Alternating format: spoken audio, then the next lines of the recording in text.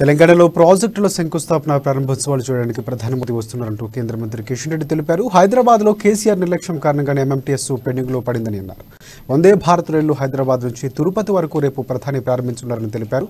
Secunderabad railway station 720 కోట్ల రూపాయలతో ఆధునీకరణ పనులకు మోదీ శంకుస్థాపన చేయనున్నారని ఆయన పేర్కొన్నారు. ఇక ప్రధాని రాష్ట్రానికి వస్తే స్వాగతం పలకాల్సిన రాష్ట్ర ప్రభుత్వం నిరసనలకు దిగుతుందని, రీజనల్ రింగ్ రోడ్డును కేంద్ర ప్రభుత్వం నిధులతో పూర్తి చేస్తామని ఆయన వెల్లడించారు.